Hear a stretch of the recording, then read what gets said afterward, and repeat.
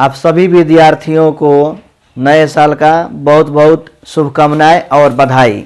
देखिए आज 1 जनवरी है, फिर भी मैं आप लोगों को पढ़ने के लिए बुलाया हूँ। इसका मुख्य रीज़न यह है, आज 10th क्लास के जितने भी फार्मूले हैं मैं वो सब आपको बता दूंगा, लिखवा दूंगा। और यह मैं आपसे ओपन चैलेंज और गारंटी देता हूँ कि अगर आप सभी फार्मूले को अपने दिमाग में रख लेते हैं और एग्जामिनेशन हॉल में जाते हैं तो 50 नंबर का कंप्लीट यहाँ से आपको लड़ जाएगा, सेम टू सेम। तो देखिए हम लोग स्टार्ट करते हैं।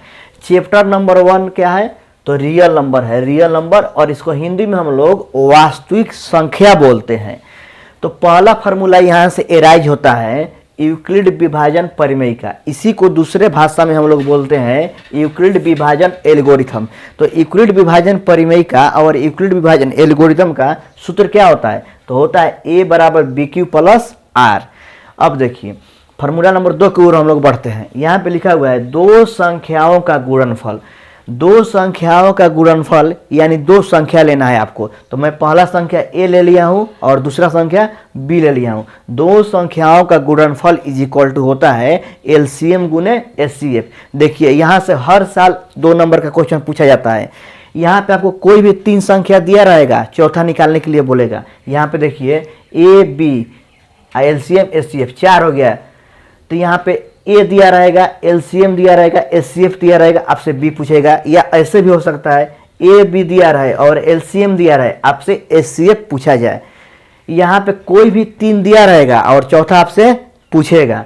आइए हम लोग फार्मूला नंबर 3 की ओर बढ़ते हैं। यहाँ पे लिखा है शांत और अशांत पहचानने का नियम। ये भी हर साल यहाँ से भी क्वेश्चन पूछे जाते हैं, शांत और अशांत पहचानने का नियम। तो देखिए क्या करना है, अंश बटा हर। मान लीजिए आपको 4 बटा में 3 लिखा हुआ है, तो ऊपर वाले को हम लोग अंश बोलते हैं और नीचे वाले को हर बोलते हैं। तो हर का परिमेयकरण करते हैं। हर का क्या करना है? परिमेयकरण। गलती यहाँ पे लिखा गया, हर का अभाज्य गुणनखंड करना है, परिमेयकरण नहीं करना है। यहाँ पे क्या होगा, हर का अभाज्य गुणनखंड करना है। अभाज्य गुणनखंड करना है अगर हर में केवल 2 या केवल 5 आ जाए, या दोनों 2 और 5 आए तो शांत कहलाएगा, नहीं तो क्या कहलाएगा? अशांत कहलाएगा। फिर से ध्यान से समझिए मैं क्या आपको बताना चाहता हूँ। मान लीजिए यहाँ पे 3 बटा 8 लिखा हुआ है, तो हमको अंश से कोई मतलब नहीं रखना है, हमको सिर्फ हर से मतलब रखना है।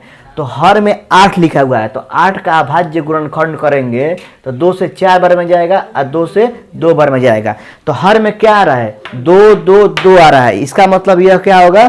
शांत होगा। अगर कोई दूसरा नंबर आ जाए, 3 आ जाए, 7 आ जाए, 9 आ जाए, तो वह अशांत कहलाएगा। 2 आए या 5 आए या दोनों साथ में आए तो वह शांत होगा, अन्यथा वह अशांत होगा। आइए हम लोग 4 नंबर की ओर बढ़ते हैं। यहाँ पे लिखा हुआ है परिमेय और अपरिमेय पहचानने का नियम। तो लिखा हुआ है रूट के अंदर वह सभी संख्या, रूट के अंदर वह सभी संख्या जिसको निकालने में हमारा पसीना छूट जाए तो वह क्या कहलाएगा? अपरिमेय कहलाएगा। और जिसका रूट माने जिसका वर्गमूल हम लोग आसानी से निकाल दे वह शांत कहलाएगा। वही यहाँ पे लिखा हुआ है, रूट के अंदर वह सभी संख्या जिसका वर्गमूल निकालने में पसीना छूट जाए वह अपरिमेय संख्या कहलाएगा, और जिसका वर्गमूल आसानी से निकल जाए वह क्या कहलाएगा? तो वह परिमेय संख्या कहलाएगा। कहना क्या चाहता हूँ, एग्जाम्पल द्वारा समझाता हूँ। यहाँ पे रूट 16 लिखा हुआ है, तो इसका वर्गमूल हम लोग आसानी से निकाल देंगे। 4 आ गया, तो इसका मतलब क्या हुआ? यह परिमेय हो गया।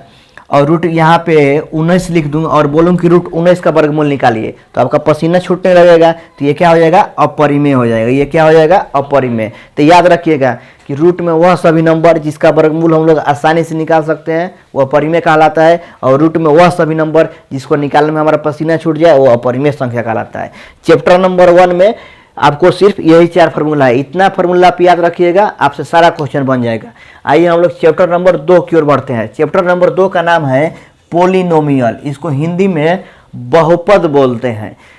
पोलिनोमियल हिंदी में इसको बहुपद बोलते हैं। 1 नंबर में देखिए फार्मूला नंबर 1, द्विघात। द्विघात मीन्स जिसके पावर में 2 हो। द्विघात, द्विघात मतलब 2 होता है, जिसके पावर में 2 हो उसको क्या बोलेंगे? द्विघात बोलेंगे। त्रिघात, त्रिघात मीन्स जिसके पावर में 3 हो, जिसके पावर में 3 हो त्रिघात बोलेंगे। रैखिक, रैखिक जिसके पावर में एक हो, एक घातीय या रैखिक बहुपद बोलेंगे उसको, जिसके पावर में एक हो रैखिक, जिसके पावर में दो हो उसको द्विघात, जिसके पावर में तीन हो उसको त्रिघात कहते हैं। अब यहाँ पे 4 नंबर में लिखा हुआ है द्विघात बहुपद का मानक रूप क्या होता है। तो द्विघात बहुपद का मानक रूप x square plus b x plus c होता है। देखिए पावर में 2 है यहाँ पे, तो द्विघात हो गया ये, x square plus b x plus c होता है। द्विघात समीकरण का मानक रूप क्या होता है? समीकरण रहेगा ना तो उसमें बराबर लग जाएगा, जिसमें बराबर लगा हो उसको क्या बोलेंगे? समीकरण। तो देखिए यहाँ पे x square plus b x plus c बराबर 0 होता है लिखा हुआ है। देखिए बराबर में 0 लिखा हुआ है, तो ये क्या हो जाएगा? समीकरण। बहुपद और समीकरण में यही अंतर होता है, बहुपद और समीकरण में यही अंतर होता है, जिसमें 0 लग जाए या बराबर में कुछ लिखा हुआ हो उसको हम लोग क्या बोलेंगे? तो समीकरण बोलते हैं। अब आइए 6 नंबर के ऊपर, रैखिक बहुपद का मानक रूप क्या होता है? रैखिक बहुपद किसको बोले थे? जिसका पावर में 1 होता है। तो देखिए यहाँ एक्स के पावर में कुछ नहीं है तो क्या है? 1 है, तो एक्स प्लस बी होता है। वही रैखिक समीकरण, देखिए समीकरण का बात हो गया, मतलब इसमें बराबर लगा होगा। तो देखिए यहाँ पे बराबर लगा है, रैखिक समीकरण का मानक रूप एक्स प्लस बी बराबर 0 होता है। अब आइए त्रिघात बहुपद का मानक रूप क्या होता है? तो a x cube plus b x square plus c x plus d होता है। A x cube plus b x square plus c x plus d होता है। अब त्रिघात समीकरण का मानक रूप क्या होता है? जैसे ही समीकरण लग गया तो सब चीज सेम रहेगा, सिर्फ उसमें बराबर लग जाएगा। तो वही तो लिखा हुआ है, a x cube plus b x square plus c x plus d बराबर में 0 होता है। फिर से एक बार मैं बोल दे रहा हूं, बहुपद और समीकरण सेम होता है, सिर्फ अंतर यही होता है बराबर का अंतर होता है। बराबर अगर उसमें लग गया तो वह समीकरण बन जाता है। अब आइए 10 नंबर में लिखा हुआ है शून्यांकों का योग। शून्यांकों का योग मतलब होता है अल्फा प्लस बीटा, उसका वैल्यू क्या होता है? तो माइनस बी बटा ए। अब आइए 11 नंबर पर, शून्यांकों का गुणनफल मतलब क्या होता है? गुणनफल मतलब गुना, तो शून्यांकों का गुणनफल मतलब अल्फा इंटू बीटा बराबर होगा सी बटा ए। अब आइए यहाँ पे alpha plus beta plus gamma मतलब शून्यांकों का योग, 3 शून्यांक है, आपको अल्फा दिया है, बीटा दिया है, गामा दिया गया है। फिर पूछ रहा है कि शून्यांकों का योग क्या होगा? तो माइनस बी बटा ए हो जाता है। अब यहाँ पे alpha beta, beta gamma, gamma alpha का वैल्यू क्या होता है? तो सी बटा ए होता है। अब देखिए शून्यांकों का गुणनफल बोल रहा है, आपको 3 शून्यांक दिया गया है, अल्फा बीटा गामा, उसका गुणनफल बोल रहा है, तो होता है माइनस डी बटा ए। और देखिए बहुत ही इंपॉर्टेंट फॉर्मूला यहाँ पे लिखा हुआ है, अल्फा स्क्वायर जोड़ बीटा स्क्वायर। तो अल्फा स्क्वायर जोड़ बीटा स्क्वायर बराबर होता है अल्फा प्लस बीटा का whole square minus 2 alpha beta. फिर से देख लीजिए, अल्फा स्क्वायर जोड़ बीटा स्क्वायर होता है अल्फा प्लस बीटा का whole square minus 2 alpha beta. यहाँ पे देखिए 16 नंबर में लिखा हुआ है द्विघात बहुपद में शून्यांकों की संख्या कितनी होती है? हमेशा एग्जाम में पूछा जाता है। द्विघात बहुपद में हम यहाँ पे ऊपर ही लिखवा दिए हैं कि द्विघात मीन्स जिसके पावर में 2 हो, तो पावर में 2 हो। द्विघात बहुपद में शून्यांकों की संख्या क्या होती है? 2 होती है। कौन कौन? अल्फा और बीटा। और त्रिघात बहुपद में शून्यांकों की संख्या कितनी होगी? तो 3 होगी। कौन कौन सा? तो अल्फा बीटा गामा। तो देखिए चैप्टर 1 और चैप्टर 2 में जितने भी फार्मूला है मैं सभी आपके सामने डिस्कस कर लिया। ये सभी फार्मूला को आप लोग अपने माइंड में रख लीजिएगा, बहुत ही इंपॉर्टेंट फार्मूला है। चलिए that's all, thank you so much everyone. देखिए पिछले क्लास में हम लोग चैप्टर 1 और चैप्टर 2 के सारे फार्मूलों को देखे थे, उसमें से आपका चैप्टर नंबर 2 से एक फार्मूला छूट गया था जिसको मैं यहाँ पे लिखा हूँ। अगर अल्फा और बीटा का वैल्यू आपको दिया रहा है और आपसे द्विघात बहुपद पूछा जाए तो इसका सूत्र हो जाता है x square minus alpha plus beta into x plus alpha into beta. फिर एक बार ध्यान से सुनिए, और आपको क्वेश्चन में अल्फा और बीटा 2 शून्यक दिया गया है और बोला जा रहा है कि द्विघात बहुपद निकालिए, तो सूत्र हो जाएगा x square minus alpha plus beta into x plus alpha into beta. इसी सूत्र द्वारा हम उसको क्या करते हैं? हल करते हैं। अब आइए चैप्टर नंबर 3 में। चैप्टर नंबर 3 आपका है 2 चर वाले रैखिक समीकरण, इंग्लिश में इसको बोलते हैं linear equation in 2 variables. Linear equation in 2 variables. इसमें आपका पहला कंडीशन देखिए क्या है, अगर a1/a2 बराबर नहीं होगा b1/b2 के, तो इस कंडीशन में आपको अद्वितीय हल होगा। अद्वितीय मतलब होता है यूनिक सॉल्यूशन, और यूनिक मतलब होता है एक। तो वही लिखा हुआ है कि a1/a2 अगर आपका बराबर नहीं है b1/b2 का, तो अद्वितीय हल होगा केवल और केवल एक हल होगा या यूनिक सॉल्यूशन होगा। अब कंडीशन नंबर 2 की ओर हम लोग बढ़ते हैं। यहाँ पे लिखा हुआ है a1/a2 बराबर है b1/b2 के और बराबर नहीं है c1/c2 के, तो इस कंडीशन में आपका हो जाएगा कोई हल नहीं होगा, नो सॉल्यूशन हो जाएगा। कंडीशन नंबर 3 की ओर बढ़ते हैं हम लोग। यहाँ पे लिखा हुआ है a1/a2 बराबर है b1/b2 के बराबर है c1/c2 के, मतलब a1/a2 बराबर है b1/b2 के बराबर है c1/c2 के, मतलब तीनों आपस में बराबर है। अगर तीनों आपस में बराबर हो जाएंगे तो इस कंडीशन को हम लोग बोलते हैं मेनी सोल्यूशन होगा। क्या होगा? मेनी सोल्यूशन, अनेक हल। इसी को हम लोग बोलते हैं, कहीं कहीं लिखा हुआ रहता है अपरिमित रूप से अनेक हल। समझ गए तीनों को? आशा करता हूं कि तीनों कंडीशन आप लोग समझ गए होंगे। फिर से एक बार मैं बता देता हूं, अगर a1/a2 बराबर नहीं हो b1/b2 के तो इस कंडीशन में होगा अद्वितीय हल होगा, केवल और केवल एक हल होगा। अगर a1/a2 बराबर है b1/b2 के और बराबर नहीं है c1/c2 के, इस कंडीशन में कोई हल नहीं होगा, नो सॉल्यूशन हो जाएगा। और कंडीशन नंबर 3 है a1/a2 बराबर है b1/b2 के और बराबर है c1/c2 के, इस कंडीशन में हो जाएगा मेनी सॉल्यूशन, अपरिमित रूप से अनेक हल हो जाएंगे, यानी अनेक हल हो जाएंगे। अब हम लोग बढ़ते हैं चैप्टर नंबर 4 की ओर। चैप्टर नंबर 4 आपका एनसीईआरटी का क्वाड्रेटिक इक्वेशन है। इसको हम लोग हिंदी में द्विघात समीकरण बोलते हैं। तो सबसे पहले हम लोग जानेंगे कि द्विघात समीकरण का मानक रूप क्या होता है। तो द्विघात समीकरण का मानक रूप x² plus bx plus c बराबर 0 होता है। देखिए मैंने आपको बताया था कि जब कोई भी समीकरण का बात होगा उसमें बराबर लगा हुआ रहेगा। देखिए यहाँ पे बराबर लगा हुआ रहता है। यह ऑब्जेक्टिव क्वेश्चन में पूछा जाता है कि द्विघात समीकरण का मानक रूप क्या होगा। तो द्विघात समीकरण का मानक रूप x² plus bx plus c बराबर 0 होता है। अब यहाँ पे लिखा हुआ है डी को हम लोग पढ़ते हैं डिस्क्रिमिनांट। क्या पढ़ते हैं? डिस्क्रिमिनांट। हिंदी में उसको विवेचक बोला जाता है और इसका वैल्यू होता है b² माइनस 4ac। वही लिखा हुआ है कि डी का वैल्यू क्या होता है? b² minus 4ac। अब ध्यान दीजिए, अगर आपको एक द्विघात समीकरण दिया गया है, द्विघात समीकरण दिया गया है x² plus bx plus c बराबर 0। अगर यहाँ पे ये 0 नहीं रहता तो ये द्विघात बहुपद हो जाता। यहाँ पे बराबर लग के 0 लग गया, ये द्विघात समीकरण हो गया। अगर आपको द्विघात समीकरण दिया गया है और आपसे x का वैल्यू पूछा जा रहा है कि x का वैल्यू क्या होगा, जिसका सूत्र होता है x बराबर minus b plus minus root over b² minus 4ac बटा में 2a। वही लिखा हुआ है यहाँ पे कि अगर द्विघात समीकरण x² plus bx plus c बराबर 0 हो तो x का वैल्यू हो जाता है minus b plus minus root over b² minus 4ac बटा में 2a। आइए हम लोग बढ़ते हैं चैप्टर नंबर 5 की ओर। चैप्टर नंबर 5 आपका है अर्थमेटिक प्रोग्रेशन, जिसको हिंदी में हम लोग समांतर श्रेणी के नाम से जानते हैं। इसमें लिखा हुआ है एपी का पहला पद, मतलब एपी का पहला पद बोलिए चाहे प्रथम पद बोलिए, उसको कैसे दर्शाते हैं? तो ए से दर्शाते हैं। ए से दर्शाइए या a1 से भी दर्शा सकते हैं। देखिए ए लिखा हो या a1 लिखा हो या t1 लिखा हो, तीनों सेम चीज लिखा हुआ है। एपी का पहला पद को हम लोग ए लिखेंगे या a1 लिखेंगे या t1 लिखेंगे। तो अगर आपको कहीं पे a1 लिखा रहे या t1 लिखा रहे तो कंफ्यूज नहीं होना है, उसको समझेंगे क्या लिखा हुआ है, एपी का पहला पद ही लिखा हुआ है।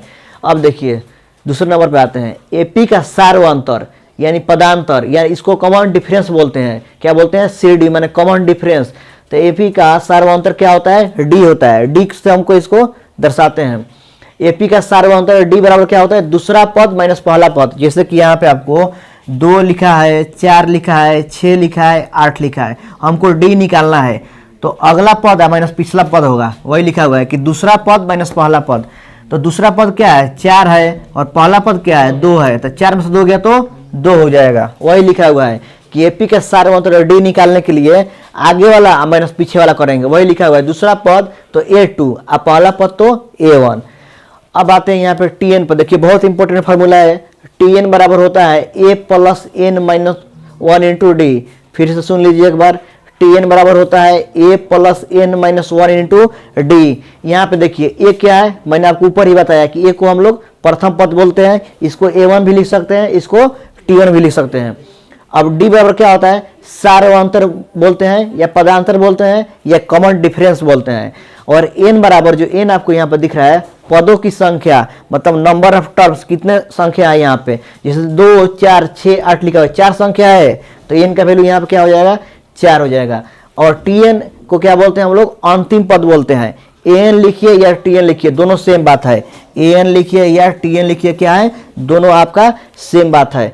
an या tn को हम लोग क्या बोलते हैं, अंतिम पद बोलते हैं। आते हैं फार्मूला नंबर 5 पे, लिखा हुआ है Sn बराबर n/2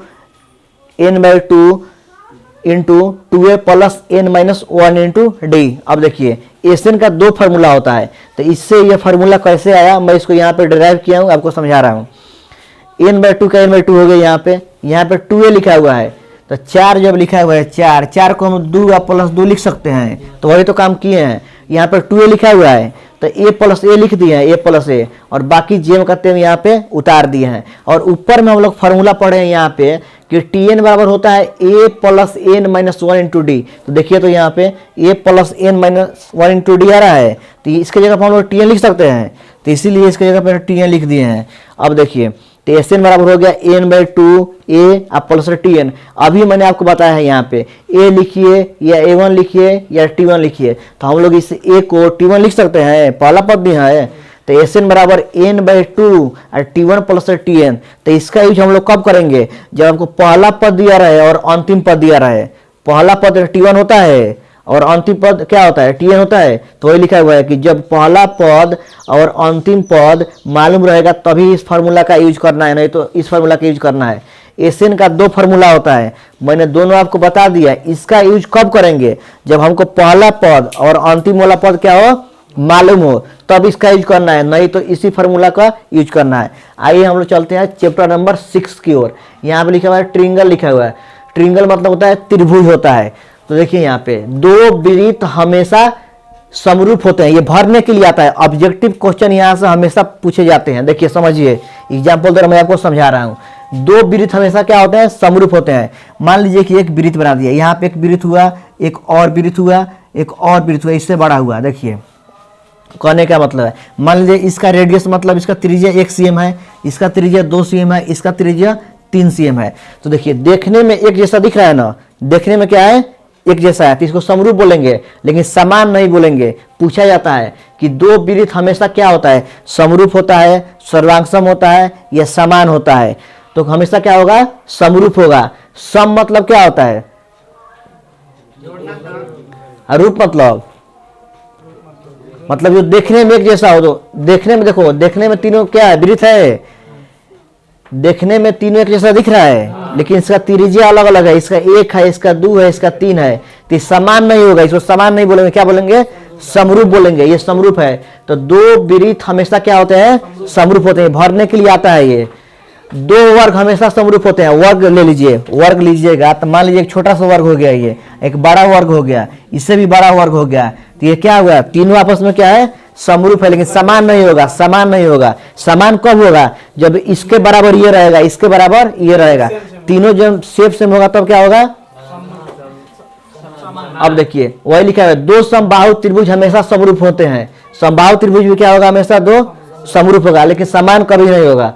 और सभी वृत्त समरूप होते हैं। मान लीजिए 10 को वृत्त बना दिए, देखने में एक जैसा लग रहा था, क्या होगा, सब समरूप होगा। वही लिखा हुआ है। अब यहाँ पे देखिए समझा रहे हैं, ध्यान दीजिएगा।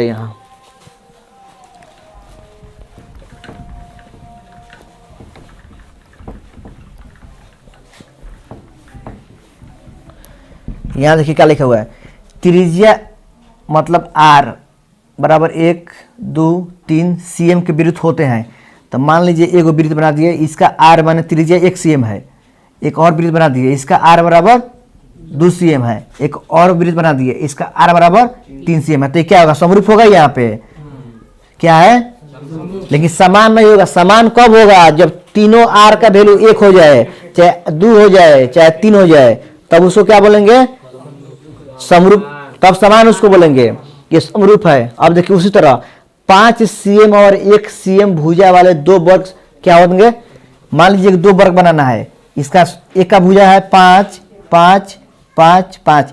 वर्ग का चारों भुजा आपस में बराबर होता है, और एक का बोला है कि 1, 1 है, 1, 1, 1। आज हम लोग चैप्टर नंबर 7 के सभी फार्मूला के ऊपर डिस्कशन करने वाले हैं। इससे पहले मैंने आपको 1 से लेके चैप्टर 6 तक के सभी फार्मूले को बता दिया था। यहाँ पे चैप्टर नंबर 7 है आपका एनसीईआरटी, जिसका नाम है कोऑर्डिनेट ज्योमेट्री, जिसको हिंदी में निर्देशांक ज्यामिति के नाम से हम लोग जानते हैं। सबसे पहले इसमें क्या करना है, आपको एक्स एक्सिस से ड्रॉ करना है, जिसको हिंदी में हम लोग एक्स अक्ष बोलते हैं, और ये हो गया आपका वाई अक्ष हो गया। यहाँ पे एक्स लिखा हुआ है, एक्स के ऊपर यहाँ पे डैश लगा हुआ है, इसका मतलब क्या हुआ, ये निगेटिव में है। उसी प्रकार यहाँ पे वाई है, मतलब पॉजिटिव वाई एक्सिस है, और नीचे में वाई डैश लिखा हुआ है, इसका मतलब यह हुआ कि यह निगेटिव वाई एक्सिस है। अभी यहाँ पे ओ दिख रहा है, इसको जीरो नहीं पढ़ेंगे हम लोग, ओ पढ़ेंगे। ओ से होता है ओरिजिन, ओरिजिन मतलब होता है मूल बिंदु, मूल बिंदु का निर्देशांक 0 0 होता है, मतलब मूल बिंदु का निर्देशांक क्या होता है, 0 0 होता है। अब देखिए जो आपका क्वाड्रेंट के ऊपर हम लोग बात करते हैं, ये प्रथम क्वाड्रेंट है, ये सेकेंड है, ये थर्ड है, ये फोर्थ है। प्रथम किससे मिलकर बना हुआ है, प्रथम पाद बोलते हैं या प्रथम चतुर्थांश बोलते हैं। ये पॉजिटिव एक्स और पॉजिटिव वाई से मिलकर बना हुआ है, इसीलिए हम लोग एक्स लिखे हैं। सबसे पहले एक्स लिखा जाता है तब वाई लिखा जाता है। कभी भी लिखना होगा आपको तो पहले एक्स लिखिएगा तब वाई लिखिएगा, ये नहीं कि पहले वाई लिख दे तब एक्स लिख ले, उसको गलत माना जाएगा। तो पॉजिटिव एक्स से मिलकर बना हुआ है और पॉजिटिव वाई से, इसीलिए यहाँ पे प्लस प्लस लिखा हुआ है। ठीक उसी प्रकार जब हम सेकेंड क्वाड्रेंट में आते हैं तो यहाँ पे देखिए सबसे पहले एक्स लिखा जाता है, तो एक्स क्या है, निगेटिव में है, और वाई क्या है, पॉजिटिव में है, इसीलिए पहले माइनस तब प्लस आया है। अब थर्ड में हम लोग बढ़ते हैं, यहाँ से इसमें गए, यहाँ से थर्ड में आए, थर्ड में आए तो देख रहे हैं कि एक्स माइनस है, इसीलिए एक्स माइनस है, और वाई भी क्या है, माइनस है, इसीलिए वाई माइनस लिखा गया है यहाँ पे। फोर्थ में आते हैं, अब जब फोर्थ में आएंगे तो देखेंगे कि एक्स प्लस है और वाई क्या है, माइनस है। आपसे पूछा भी जाता है कि प्रथम चतुर्थांश में बताइए कि एक्स क्या होगा और वाई क्या होगा। देखिए यहाँ पे एक नंबर में लिखा हुआ है एक्स ओ एक्स डैश को एक्स एक्सिस कहा जाता है। एक्स ओ एक्स डैश मतलब ये लाइन को हम लोग क्या बोलेंगे, तो एक्स एक्सिस बोला जाता है। ठीक उसी प्रकार वाई ओ वाई डैश को वाई एक्सिस कहा जाता है, मतलब जो ये सुता हुआ लाइन है इसको एक्स एक्सिस, जो उठा हुआ लाइन है इसको क्या बोलते हैं, वाई एक्सिस बोलते हैं। अब 3 नंबर में देखिए, 3 नंबर में लिखा हुआ है मूल बिंदु, मूल बिंदु को हम लोग इंग्लिश में ओरिजिन बोलते हैं। ओरिजिन का नियामक होता है, यानी x का वैल्यू 0, y का वैल्यू 0, वही लिखा हुआ है। मैंने आपको पहले ही बताया कि पहले x लिखते हैं और उसके बाद y लिखते हैं, माने x का वैल्यू 0 होगा और y का वैल्यू 0 होगा। ये ओरिजिन जो होता है यहाँ पे बीच में, यहाँ x भी 0 होता है और y भी 0 होता है। आइए हम लोग 4 नंबर के ऊपर बात करते हैं। 4 नंबर में लिखा हुआ है प्रथम चतुर्थांश में x प्लस होता है y प्लस, देखिए x भी प्लस है y भी प्लस है।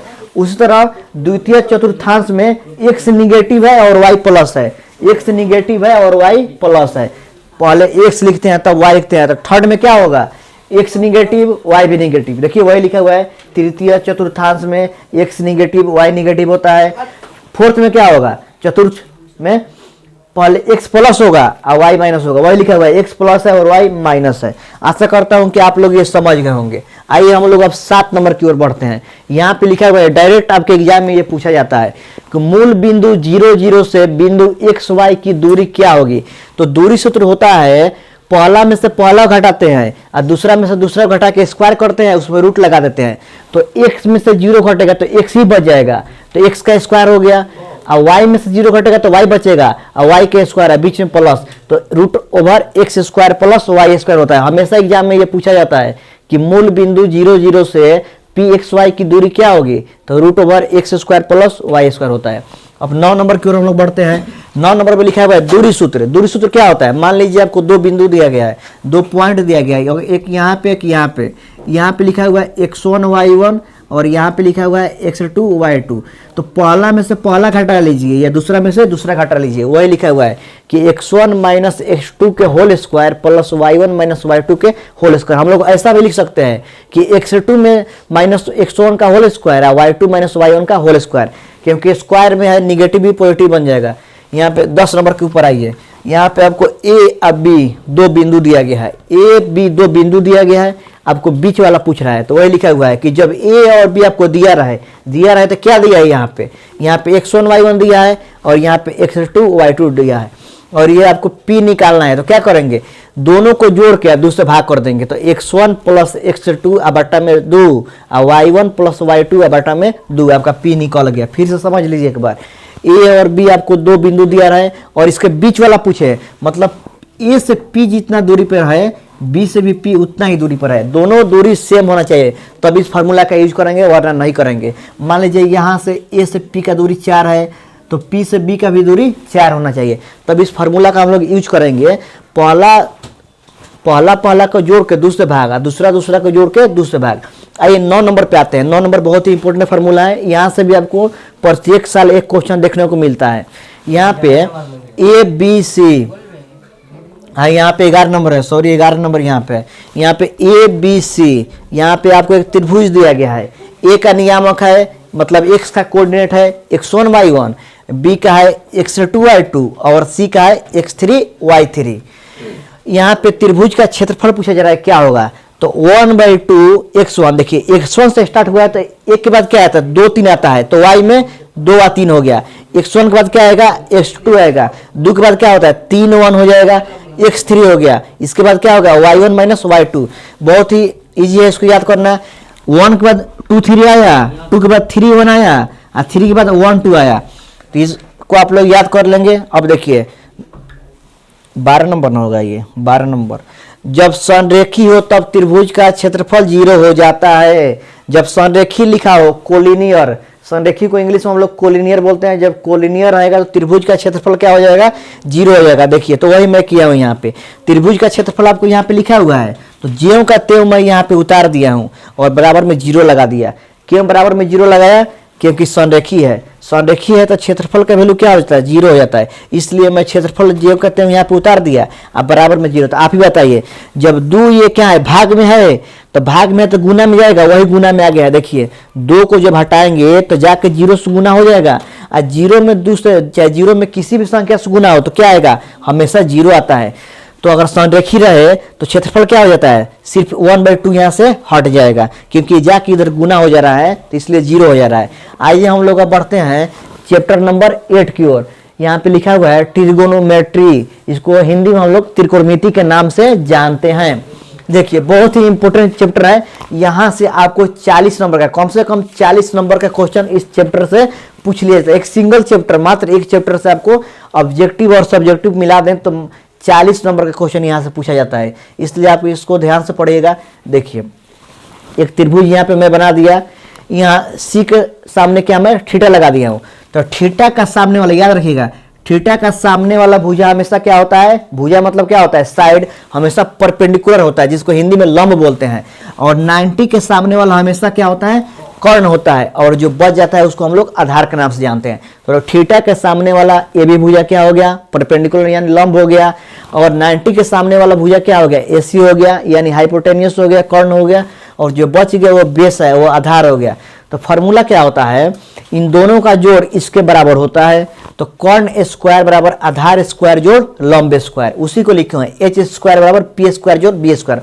अब आप ही बताइए, यहाँ पे कर्ण स्क्वायर बराबर आधार स्क्वायर प्लस लंब स्क्वायर होता है, हमको इस पर आधार निकालना है। आधार निकालना है तो क्या करेंगे? कर्ण में से लंब को घटा देंगे, तो वही तो किए हैं, कर्ण में से लंब को घटा दिए। और जब लंब निकालना रहेगा तो कर्ण में से आधार को घटा देंगे, वही तो किए हैं कि जब लंब निकालना है तो कर्ण में से आधार को घटा देंगे। सबसे बड़ा भुजा क्या होता है? आपको एसी होता है, मतलब हाइपोटेनस जो भी होगा वो सबसे आपका बड़ा भुजा होता है। अब यहाँ पे देखिए साइन थीटा बराबर क्या होता है? P/H होता है। यहाँ पे देखिए इसका ट्रिक है याद करने का, पाकिस्तान भूखा प्यासा लिखा हुआ है और हिंदुस्तान हरा भरा लिखा हुआ है, तो P/H इसका पहला ले लीजिए, तो P/H क्या होता है? साइन थीटा होता है। B/H ले लीजिए तो कॉस थीटा होता है, और P/B ले लीजिए तो tan थीटा होता है। तो 6 त्रिकोणमितीय अनुपात होता है, जिसमें साइन कॉस टैन और कॉसेक सेक कॉट होता है। तो हम लोग जानते हैं कि हम शादी कराए थे साइन का कॉसेक के साथ, कॉस का सेक के साथ, और टैन का कॉट के साथ। आप लोगों को मैं पहले भी ये समझा चुका हूं कि साइन का उल्टा होता है कॉसेक। जब साइन का वैल्यू P/H है तो इसका H/P हो जाएगा, जब इसका B/H है तो H/B हो जाएगा, इसका P/B है तो इसका B/P हो जाएगा। अब यहाँ आइए ऊपर में, यहाँ समझते हैं। ये आपको यहाँ पे एक फिगर ड्रॉ किया गया है, जिसका नाम सी से है उसको मैं एक तरफ रख दिया हूं, और बिना सी वाले को मैं एक तरफ रख दिया हूं। सी वाले को एक तरफ रख दिया हूं और बिना सी वाले को एक तरफ रख दिया हूं, और बीच में 1 रख दिया हूं, और यहाँ से तीर चलाना है। तीर चलाए हैं तो देखिए लिखा हुआ है कि tan गुने कॉट बराबर 1। सही बात है, tan गुने कॉट बराबर क्या मिल रहा है? 1 मिल रहा है, तो वह है tan गुने कॉट बराबर 1।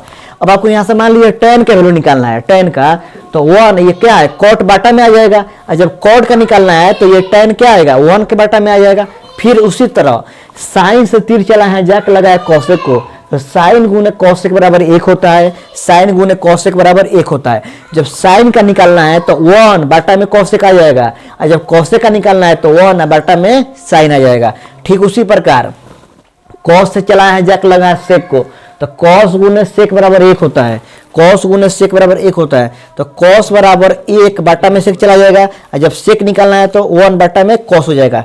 और देखिए यहाँ पे 10 नंबर फॉर्मूला है, साइन स्क्वायर थीटा जो cos square theta is equal to 1 होता है। अब इसको यहाँ से साइन स्क्वायर आपको निकालना रहे तो क्या कीजिएगा, ये कॉस को उधर भेज दीजिएगा तो 1 माइनस कॉस स्क्वायर थीटा हो जाएगा, और जब आपको कॉस ही निकालना रहे तो साइन को उधर भेज देंगे, 1 माइनस क्या हो जाएगा साइन स्क्वायर थीटा। याद कर लीजिएगा इसको कि साइन स्क्वायर थीटा जो कॉस स्क्वायर थीटा 1 होता है, साइन स्क्वायर थीटा बराबर होता है 1 माइनस कॉस स्क्वायर थीटा, और कॉस स्क्वायर थीटा बराबर होता है 1 माइनस साइन स्क्वायर थीटा। देखिए सबसे इंपॉर्टेंट फार्मूला आपको 11 नंबर और 12 नंबर है, 11 नंबर और ये 12 नंबर बहुत ही इंपॉर्टेंट फार्मूला है, ध्यान दीजिए इस पे। यहाँ पे होता है sec square theta minus tan square theta बराबर 1 होता है, इसको आप याद कर लीजिए। आपको दिया रहता है कि 1 प्लस tan स्क्वायर थीटा, तो 1 प्लस tan स्क्वायर थीटा की जगह हम लोग क्या रख देंगे सेक स्क्वायर थीटा। डायरेक्ट ये बहुत सारे क्वेश्चन बनाएंगे जिसमें आपको यह यूज में लाना पड़ता है, और यूज इसका कीजिएगा। 1 प्लस tan स्क्वायर थीटा क्या होता है सेक स्क्वायर थीटा होता है। उसी प्रकार cosec square theta minus cot square theta बराबर 1 होता है। तो जब कॉसेक स्क्वायर सिर्फ निकालिएगा तो ये माइनस में तो कहाँ प्लस में आ जाएगा, तो इसको डायरेक्ट आप लोग याद कर लीजिएगा कि 1 plus cot square theta cosec square theta के बराबर होता है, और 1 plus tan square theta sec square theta के बराबर होता है। तो आशा करता हूं कि यह सभी फार्मूला मैंने आपको जो बताया सभी के सभी समझ में आ गए होंगे। त्रिकोणमिति का और भी कुछ फार्मूला है, हम इसको आगे में डिस्कस करेंगे। चलिए आज के लिए इतना ही। इससे पहले हम लोग चैप्टर 1 से लेके चैप्टर 9 तक के जितने भी फार्मूले थे उसके ऊपर हम लोग डिस्कशन कर चुके हैं। एनसीईआरटी में टोटल आपके 15 चैप्टर हैं, उसमें से मैंने आपको 1 से लेकर 9 तक के जितने भी फार्मूले हैं सारे के ऊपर मैंने डिस्कशन कर चुका है। आज हम लोग चैप्टर नंबर 10 के ऊपर डिस्कशन करने वाले हैं। आपका चैप्टर नंबर 10 है सर्कल, इसको हिंदी में हम लोग वृत्त के नाम से जानते हैं, तो ध्यान दीजिएगा यहाँ पे। और यहाँ पे चैप्टर नंबर 12 लिखा हुआ है, चैप्टर नंबर 12 में लिखा हुआ है एरिया रिलेटेड टू सर्कल, मतलब वृत्त से संबंधित क्षेत्रफल। तो 10, 12 दोनों का फार्मूला मैं यहाँ पे डिस्कशन करूंगा साथ में। देखिए फार्मूला नंबर 1 में लिखा हुआ है वृत्त का क्षेत्रफल क्या होता है, तो वृत्त का क्षेत्रफल पाई आर स्क्वायर होता है। यहाँ पे बोला गया है अर्ध वृत्त का क्षेत्रफल क्या होगा, मतलब सेमी सर्कल का एरिया पूछ रहा है, तो क्या हो जाएगा हाफ हो जाएगा, half into pi r square, उसी को लिखा है पाई आर स्क्वायर बटा में 2।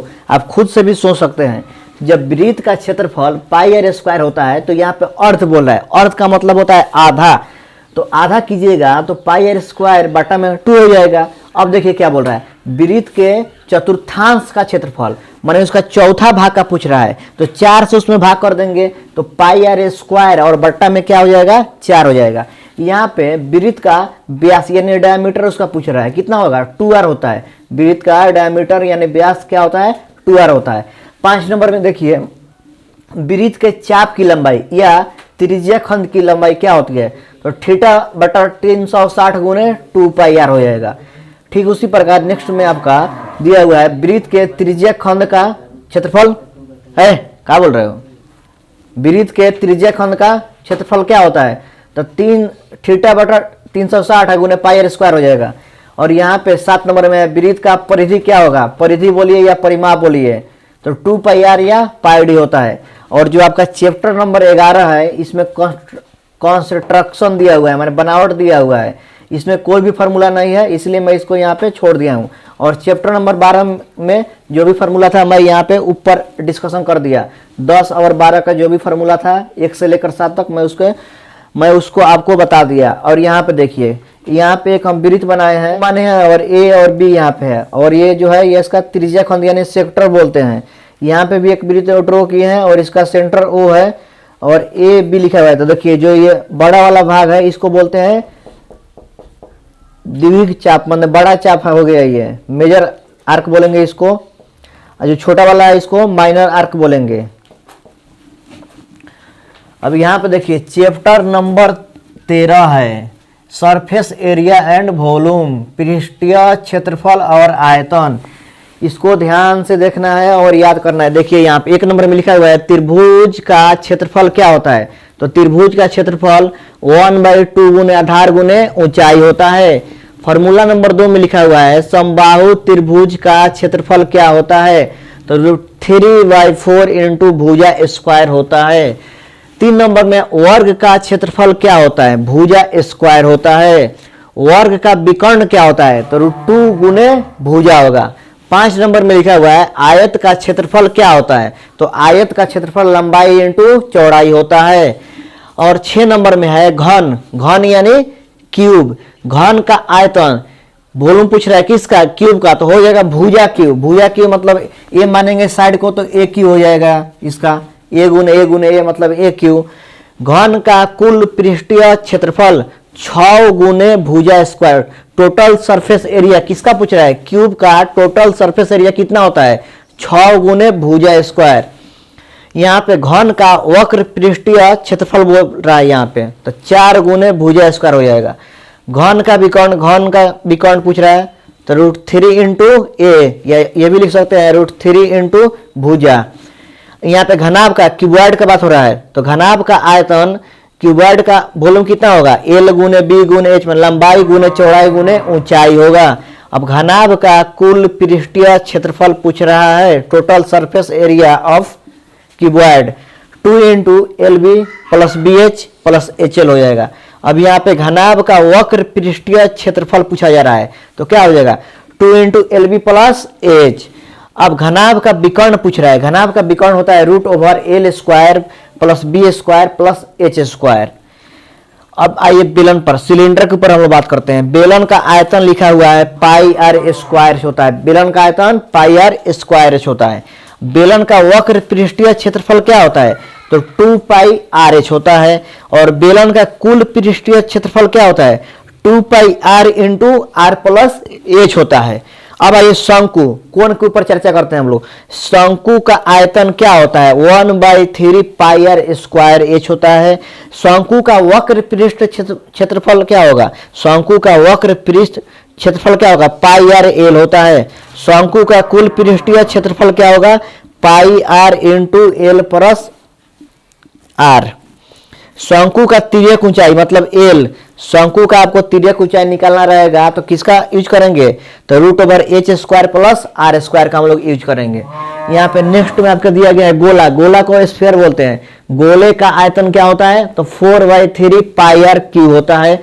अब अर्धगोले मतलब सेमी स्फीयर बोला जा रहा है, सेमी स्फीयर का वॉल्यूम कितना होगा, तो 2/3 πr³। आप खुद से भी सोच सकते हैं, जब टोटल का 4 है तो आधा उसका करेंगे तो 4 का आधा 2 होता है, तो 2/3 πr³ हो जाएगा।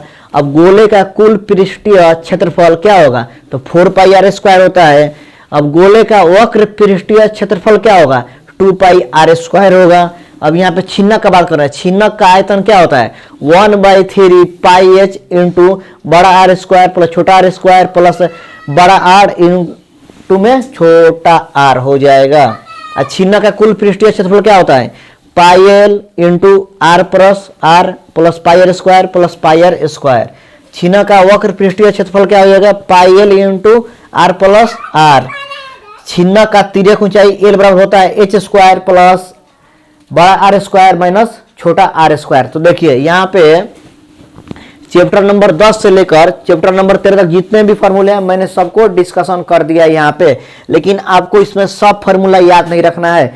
मैं जिसके ऊपर टिक आउट कर रहा हूँ सिर्फ आपको वही फॉर्मूला याद रखना है। मैं जिसके ऊपर टिक आउट करूंगा ध्यान से देखिएगा, आप वही फॉर्मूला आप लोग याद कीजिएगा। देखिए ये वृत्त का क्षेत्रफल 1 नंबर में लिखा हुआ है, इसको याद करना बहुत जरूरी है। वृत्त का क्षेत्रफल आपको याद होना चाहिए। अर्ध वृत्त का क्षेत्रफल तो खुद याद हो जाएगा। अर्ध मतलब होता है आधा, मतलब सेमी, उसका हाफ कर देना है। तो जब पाई स्क्वायर है तो पाई स्क्वायर 2 हो जाएगा। और अर्धवृत्त के बाद उसका चतुर्थांश बोल रहा है। चतुर्थांश मतलब 4 भाग में, वृत्त को क्या करना है 4 भाग में बांट देना है, तो पाई स्क्वायर बट्टा में 4 हो जाएगा। तो सिर्फ आप एक यही याद रखिएगा कि वृत्त का क्षेत्रफल पाई स्क्वायर होता है। तो आप खुद से बता दीजिएगा कि अर्धवृत्त का क्या वाला, अर्ध मतलब आधा, तो उसको 2 से भाग, आज चतुर्थांश का बोल रहा है 4 से भाग कर दीजिएगा। और ये याद करना है आपको, वृत्त के त्रिज्या खंड का क्षेत्रफल क्या होता है, तो थीटा बटा 360 गुने पाई आर स्क्वायर, ये आपको याद रखना पड़ेगा। और चाप की लंबाई थीटा बटा 360 गुने 2 पाई आर, ये भी आपको याद करना पड़ेगा। तो इसमें आपको 1 2 2 1 3 4 फॉर्मूला आपको इसमें याद होना चाहिए। और इधर देखिए, आइए अब चैप्टर नंबर 13 में आपको बता दें कौन सा आपको याद होना चाहिए।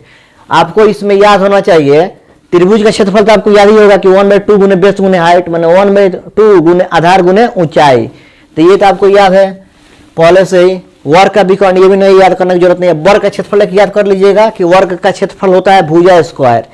एक घन का आयतन याद कर लीजिएगा, घन का आयतन होता है भुजा क्यूब। ये याद कर लीजिएगा, आयत का क्षेत्रफल लंबाई गुने चौड़ाई होता है। उसके बाद आपको क्या करना है, उसके बाद आप घनाभ का आयतन याद कर लीजिएगा कि घनाभ का आयतन क्या होता है, L गुने B गुने H होता है।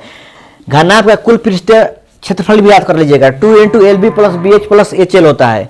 अब घनाभ का वक्र पृष्ठीय क्षेत्रफल याद करने की कोई जरूरत नहीं है। घनाभ का विकर्ण याद कर लीजिएगा, घनाभ का विकर्ण क्या होता है, L² + B² + H²। अब बेलन का आयतन आपको याद करना है कि पाई आर स्क्वायर H होता है। बेलन का वक्र पृष्ठ भी याद करना है कि 2 पाई आर H होता है। और शंकु का आयतन याद करना है, शंकु का आयतन 1/3 पाई आर स्क्वायर H होता है। और शंकु का वक्र पृष्ठ क्षेत्रफल भी आपको याद करना है कि क्या होता है, पाई आर L होता है। और शंकु का एक तिर्यक ऊंचाई याद कर लेना है। और इधर आइए, इधर आपको गोला का आयतन याद कर लेना है कि गोला का आयतन 4/3 पाई आर क्यू होता है। जब गोला का आपको याद हो जाएगा तो आपको अर्धगोला का भी याद हो जाएगा, क्या होगा, अर्धगोला का भी हो जाएगा 2/3 पाई आर क्यू। और यहाँ पे छिन्न कोना का याद करने की कोई जरूरत नहीं है, छिन्न कोना की आपको याद करने की कोई जरूरत नहीं है। तो देखिए, मैं आपको टोटल यहाँ पे 35 फार्मूला है। 35 फार्मूला में 1 2 3 4, इधर से 4 5 6 7 8 9 10 11 12 13 14 15 16 16 1 17 तो 35 याद करने के लिए बोला हूँ। टोटल 35 है, इसमें 17 माइनस करना है, तो 15 में से 7 जाएगा तो 8 हो जाएगा। और यहाँ एक 18 फॉर्मूला मात्र आपको याद करना है। 18 दूना 36 होता है। देखिए, 2 गुना में से आपको सिर्फ एक ही से याद करना है। 35 में से सिर्फ आपको 18 फॉर्मूला ही याद करना है।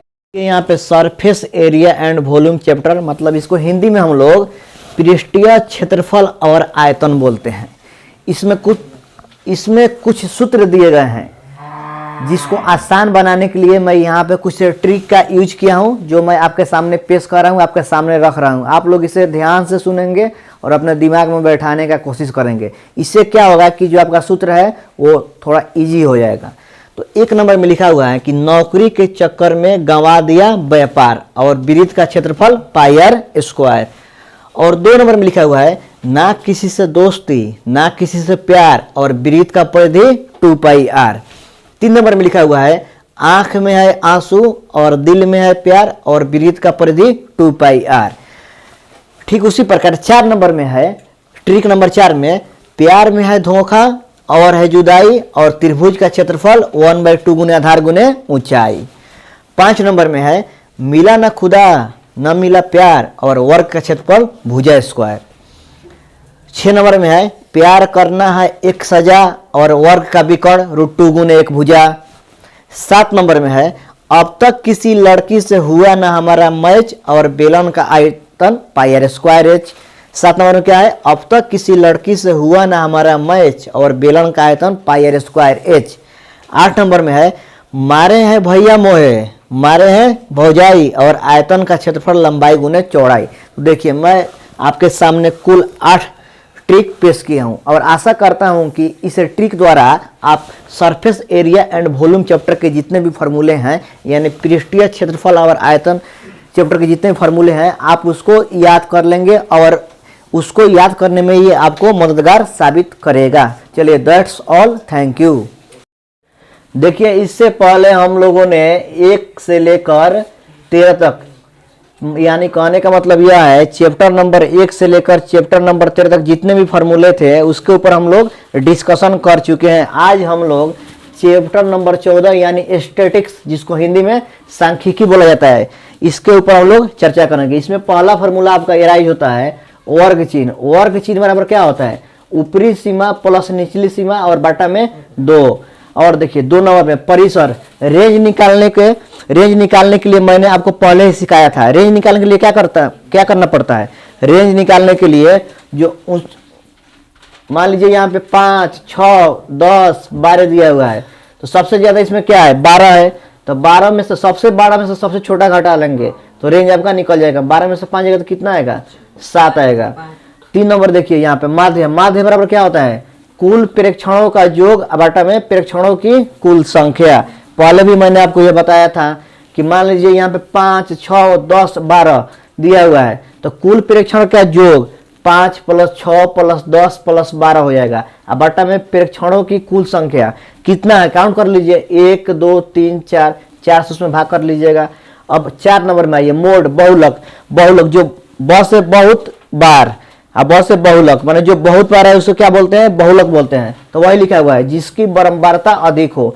मान लीजिए कोई 4, 4, 8, 2 लिखा हुआ है, 4, 4, 2 बार आ रहा है, सबसे ज्यादा बार आ रहा है, तो इसका बहुलक क्या हो जाएगा 4 हो जाएगा। अब माध्य निकालने की विधि, प्रत्यक्ष विधि माध्य यहाँ पे लिखा हुआ है सिग्मा fi × xi बटा में सिग्मा fi। यहाँ इसको सिग्मा पढ़ते हैं, जो देख रहे हैं यहाँ पे इसको क्या हम लोग पढ़ते हैं सिग्मा पढ़ते हैं। और fi का मतलब होता है कुल बारंबारता और xi का मतलब होता है वर्ग चिन्ह। यहाँ पे काल्पित माध्य विधि देखिए क्या बोलता है a + सिग्मा fi × di बटा में सिग्मा fi। यहाँ पे a को हम लोग वर्ग चिन्ह का माध्य मान बोलते हैं और di को निकालने के लिए xi में से a को माइनस करना पड़ता है। यहाँ पे पग विचलन विधि से माध्य कैसे निकालते हैं, तो उसके लिए फॉर्मूला है a + सिग्मा fi × ey बटा में सिग्मा fi × h। अब माध्यक माने मेडियन निकालने के लिए अवर्गीकृत आंकड़ों के लिए कौन सा फॉर्मूला यूज होगा माध्यक का n + 1 बटा में 2। कब इसको यूज करेंगे जब n बराबर विषम हो मतलब ऑड नंबर हो। और माध्यक निकालने के लिए जब n का वैल्यू सम हो तो n/2 + n/2 + 1 भागा 2 हो जाएगा। अब वर्गीकृत आंकड़ों के लिए क्या हो जाएगा माध्यक का वैल्यू l + n/2 - cf बटा में f1 × h। l बराबर माध्यक वर्ग का निम्न सीमा होगा, यहाँ n का मतलब होगा बारंबारता का योग और cf का मतलब होगा माध्य वर्ग की ठीक पहले की संचयी बारंबारता और f1 का मतलब होगा माध्यक वर्ग की बारंबारता। अब आइए यहाँ पे देखते हैं बहुलक के बारे में। बहुलक के लिए अवर्गीकृत के लिए क्या होता है बहुलक जिसकी बारंबारता अधिक हो। मैं थोड़ा देर पहले आपको बताया कि बहुलक किसको बोलते हैं जो बहुत बार है उसको बहुलक बोला जाता है। वर्गीकृत के लिए क्या हो जाएगा बहुलक value l + f1 - f0, f0 माने f0 इसको बढ़ते हैं बटा में 2f1 × f0 - f2 × h। अब इसको बढ़िया से करना, देखो यहाँ समझो पार हो गया ना। अब यहाँ समझो ध्यान से, चलिए स्टार्ट कर दिए स्टार्ट है ठीक है। देखिए यहाँ पे चैप्टर नंबर 15 है प्रोबेबिलिटी। एनसीईआरटी का चैप्टर नंबर 15 क्या है तो प्रोबेबिलिटी है। तो प्रोबेबिलिटी किसको कहते हैं ध्यान से देखिए यहाँ पे लिखा हुआ है किसी घटना के घटित होने की संभावना तथा किसी घटना के घटित न होने की संभावना ही प्रायिकता कहलाती है। प्रायिकता किसको बोलते हैं किसी घटना की घटित होने की संभावना या किसी घटना की घटित न होने की संभावना ही प्रायिकता कहलाती है। एक एग्जाम्पल द्वारा मैं आपको समझाता हूँ। मैं पहले भी आपको यही एग्जाम्पल दिया था। मान लीजिए मैं कहीं घूमने गया हूँ, किसी पार्क में गया हूँ, मैं किसी पार्क में घूमने के लिए गया हूँ, किसी लड़की के साथ में हूँ और अनजान लोग देखेंगे तो क्या समझेंगे कि सर की गर्लफ्रेंड हो सकती है या सर की बहन हो सकती है या सर की वाइफ हो सकती है या कोई भी हो सकता है। तो अलग अलग व्यक्ति अलग अलग अनुमान लगाएंगे, तो उसी को हम लोग प्रोबेबिलिटी बोलते हैं, संभावना व्यक्त किया जा सकता है। इसमें हमको मालूम नहीं होता है क्या होगा, सिर्फ हम लोग संभावना व्यक्त कर सकते हैं। तो वही देखिए यहाँ पे लिखा हुआ है it may be rain today, आज वर्षा हो सकती है। होगी कि नहीं होगी इसका कोई अनुमान नहीं है, सिर्फ हम लोग अनुमान लगा रहे हैं। इसको होगी कि नहीं होगी इसका कोई निश्चित अनुमान नहीं है, सिर्फ हम लोग अनुमान लगा सकते हैं कि it may be rain today, आज वर्षा हो सकती है। होगी कि नहीं होगी ये हम लोग नहीं जानते हैं। देखिए यहाँ पे इंपॉर्टेंट पॉइंट है आपके लिए, नोट कर लीजिएगा इसको। निश्चित घटना के लिए प्रायिकता का मान 1 होता है। बहुत बार आपके एग्जाम में पूछा जा चुका है, ऑब्जेक्टिव क्वेश्चन यहाँ से ये एराइज होता है कि निश्चित घटना के लिए प्रायिकता का मान कितना होता है तो 1 होता है और अनिश्चित घटना के लिए प्रायिकता का मान क्या होता है तो 0 होता है। वही लिखा हुआ है अनिश्चित घटना के लिए प्रायिकता का मान 0 होता है। तो देखिए मैं यहाँ पे स्टार लगा दिया हूँ, 4 स्टार यहाँ पे मैं लगा दिया हूँ। ये आपका 4 स्टार का सवाल है दोनों। ये दोनों का आप लोग अपने माइंड में रखिएगा कि निश्चित घटना के लिए प्रायिकता का वैल्यू 1 होता है और अनिश्चित घटना के लिए प्रायिकता का मान 0 होता है। ये दोनों क्वेश्चन आपके एग्जाम में देखने को मिलेंगे, यहाँ से ऑब्जेक्टिव के रूप में आपसे पूछे जाएंगे। और ठीक उसी प्रकार यहाँ पे हम लोग आते हैं, देखिए क्या लिखा हुआ है, यहाँ पे मैं एक चीज छोड़ दिया हूँ, प्रायिकता को हम लोग पीई से दर्शाते हैं। कैसे? पी से दर्शाते हैं। कहीं पे शॉर्ट फॉर्म में आपको ये पी लिखा हुआ है, इसका मतलब क्या समझेंगे कि प्रायिकता लिखा हुआ है, तो वही लिखा हुआ है, देखिए बीच में पी लिखे है और यहाँ 0 है और यहाँ 1 है और बराबर का भी इसमें चिन्ह है, तो यही बोल रहा है। इसका मतलब देखिए क्या हुआ, प्रायिकता का मान 0 के बराबर, देखिए 0 के बराबर या 0 से बड़ा तथा 1 से छोटा या 1 के बराबर होता है। वही लिखा हुआ है कि जो ये प्रायिकता है इसका मान 0 से बड़ा है, 0 से बड़ा है लेकिन 1 से क्या है, छोटा है। वही लिखा हुआ है कि प्रायिकता का मान 0 के बराबर या 0 से बड़ा तथा 1 के बराबर या 1 से छोटा होता है।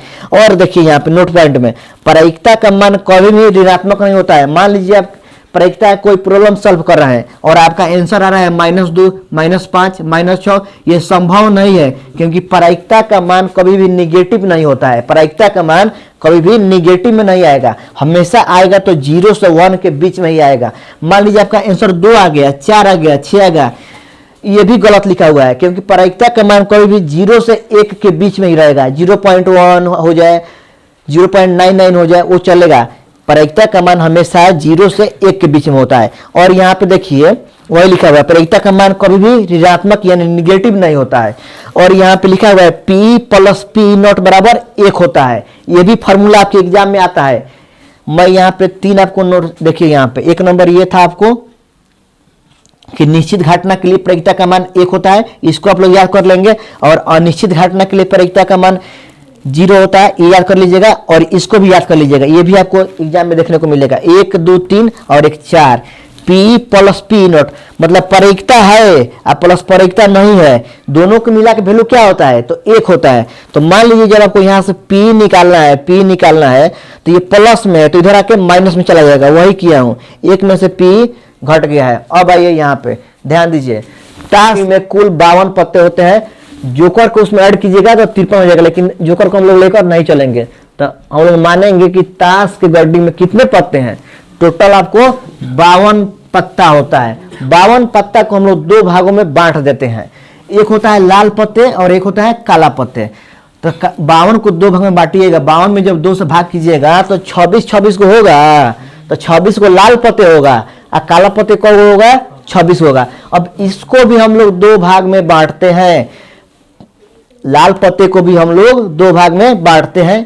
पान या लाल पान जिसको हट बोला जाता है, दिल जैसा उस पर बनाया रहता है, 13 गो होता है। और एक होता है ईंट होता है, इसको डायमंड बोलते हैं, उसका फिगर कुछ इस तरह का होगा, ये भी 13 गो होता है। हम लाल पत्ते को 2 भाग में बांट दिए तो काला पत्ते को भी 2 भाग में बांट देंगे। तो इसमें देखिए 13 गो होता है, हुकुम या काला पान बोलते हैं, जिसको स्पेट्स बोलते हैं, बात मत करो, स्पेट्स बोलते हैं, ऐसे उस पर चिन्ह बनाया रहेगा। और यहाँ पे चिड़िया हो गया जिसको क्लब्स बोलते हैं, 13 गो ये भी होता है। तो 26 को यहाँ 2 भाग में बांट दिए और 26 को यहाँ 2 भाग में। सबसे पहले हम लोग 52 को 2 भाग में बांटे तो 26 मिला, और 26 को 2 भाग में बांट दिया तो 13 13 26, 13 13 39, 13 चौका 52 को हो गया। अब देखिए इक्का को होता है, ये उस पर लिखा रहेगा, इक्का आपको 4 गो होता है। और बच्चा जिसको हम लोग किंग बोलते हैं, किंग की संख्या 4 होगा, एक इसमें किंग होगा, एक इसमें किंग होगा, एक इसमें किंग होगा, एक इसमें किंग होगा। ठीक उसी प्रकार बेगम, क्वीन बोलते हैं, क्वीन की भी संख्या 4 होती है, इसमें 1 होगा, इसमें 1 होगा, इसमें 1 होगा, इसमें 1 होगा। ठीक उसी प्रकार गुलाम को जैक बोलते हैं, जैक की भी संख्या 4 होती है, इसमें 1 जैक होगा, इसमें 1 जैक होगा, इसमें 1 जैक होगा और इसमें 1 जैक होगा। तो आपसे एग्जाम में पूछे जाते हैं कि चेहरे वाले पत्तों की संख्या कितनी होती है, तो चेहरे वाले पत्तों की संख्या टोटल 12 होती है। कौन कौन से? बच्चा जब किंग वाला देखिएगा उस पर किंग का चित्र बनाया रहेगा, बेगम देखिएगा उस पर क्वीन का चित्र बनाया रहेगा, जैक देखिएगा उस पर गुलाम का चित्र बनाया रहेगा। तो चेहरे वाले पत्ते 4 + 4 + 4 कितना होते हैं? 12 होते हैं। वैसी को बोलते हैं हम लोग फेस कार्ड। फेस माने चेहरा, चेहरे वाले कार्ड को इंग्लिश में फेस कार्ड बोला जाता है। तो 4 + 4 + 4 12 गो हो गए। तो मान लीजिए आपसे एग्जाम में पूछा जाए कि चेहरे वाले पत्ते कितने होते हैं, तो बोलिएगा 4 + 4 + 4 मतलब 12 होते हैं। और पूछा जाए कि बिना चेहरे वाले पत्ते कितने होते हैं, तो बिना चेहरे 52 को पूरा पत्ता है, और उसमें से हम लोग जान गए कि 12 को चेहरा वाला है, तो उसमें माइनस कर लेंगे तो नहीं मालूम चल जाएगा कि बिना चेहरे वाले कितने पत्ते हैं। तो वही तो मैं किया हूं, यहाँ पे 1 नंबर में लिखा हुआ है बिना चेहरे वाले पत्ते कितने होते हैं, तो 52 को टोटल, और उसमें से चेहरे वाले पत्ते कौ गो हैं, 12 गो, तो बिना चेहरे वाले कौ गो बच गए आपको, तो 40 को बच गए। अब देखिए 2 नंबर में लाल रंग का बादशाह कौ गो होगा, लाल रंग का बादशाह कौ होगा। देखिए लाल रंग आपको यहाँ पे है, लाल रंग का बादशाह पूछा जा रहा है, तो लाल रंग यहाँ पे है, तो बोल रहे हैं कि सब में का क्या होगा, बादशाह होगा। तो लाल रंग में इसमें बादशाह मिलेगा, इसमें मिलेगा, कौ हो जाएगा, 2 हो जाएगा, क्योंकि लाल पत्ते को 2 भाग में बांट दिए हैं। बताए कि बादशाह इसमें चारों में कौ होता है, बेगम भी चारों में कौ होता है, और गुलाम भी चारों में कौ, तो 2 हो जाएगा ना। लाल रंग का बादशाह इसमें से 2 हो गया। अब देखिए लाल रंग का तस्वीर वाला पत्ता आपसे पूछा जा रहा है, लाल रंग का तस्वीर वाला पत्ता, तो तस्वीर वाला पत्ता इसमें 3 गो, 3 6 3 3 9 3 4 12, 12 गो है, माने 3 गो इसमें है, 3 गो इसमें है, 3 गो इसमें है, 3 गो इसमें है। ये बोल रहा है लाल रंग का तस्वीर वाला पत्ता, तो 3 का 3 और 3 दूना 6, तो 3 दूना 6 गो हो जाएगा। अब हुकुम का पत्ता, हुकुम का पत्ता देखिए लिखा है, हुकुम को हम लोग काला पानी यानी स्पेट्स के नाम से जानते हैं, तो हुकुम का पत्ता को वो है, 13 गो है, तो 13 लिख दिए हैं। अब ईंट का बेगम पूछ रहा है, ईंट का बेगम को होगा, तो बेगम 1 होगा, ईंट का बेगम को होगा 1। अब पान का गुलाम पूछा जा रहा है कि पान का गुलाम को होगा, पान का गुलाम भी कितना होगा, 1 होगा। तो आशा करता हूं कि मैंने आपको चैप्टर नंबर 1 से लेकर चैप्टर नंबर 15 तक जितने भी फार्मूला मैंने आपको बताया है, आप अच्छी तरह से आप उसको याद कर लेंगे और अपने माइंड में रखेंगे। मैं सब फार्मूला को ट्रिक वाइज बताया हूं। देखिए मैं आपसे वादा करता हूं और ओपन चैलेंज भी करता हूं, अगर आप चैप्टर नंबर 1 से लेके चैप्टर नंबर 15 तक पूरे फार्मूले याद कर लेते हैं, तो ऐसे ही आपको 50 नंबर मिल जाएगा। मैं आपसे ओपन चैलेंज करता हूं कि 50 नंबर आपको कंफर्म आ जाएगा। सिर्फ आप क्या काम कीजिए, चैप्टर नंबर 1 से लेके आज चैप्टर नंबर 15 तक के जितने भी फार्मूले सबको अपने माइंड में रख लीजिए। मैं शुरू से ही यह बात बोलते आ रहा हूं कि आप टोटल अगर फार्मूला मैथमेटिक्स के याद कर लेते हैं, अपने माइंड में रख लेते हैं, उसको समझ लेते हैं, तो आपको 50 नंबर तो ऐसे ही मिल जाएगा सिर्फ फार्मूला बेसिस पे। क्वेश्चन जो भी पूछा जाता है फार्मूला पे अप्लाई कीजिए और उसका आंसर निकालिए, एक भी आपको ऐसा वैसा क्वेश्चन नहीं मिलेगा। सिर्फ आपको फार्मूला याद है, पुट कीजिएगा और उसका आंसर निकालिएगा। तो चलिए आशा करता हूं कि यह वीडियो आपको बहुत ही अच्छा लगा होगा। अगर वीडियो अच्छा लगता है तो इस चैनल को सब्सक्राइब कीजिए और अपने दोस्तों के साथ भी इसको शेयर कीजिए। चलिए thanks for watching and thanks a lot for being with me. Thanks for everything.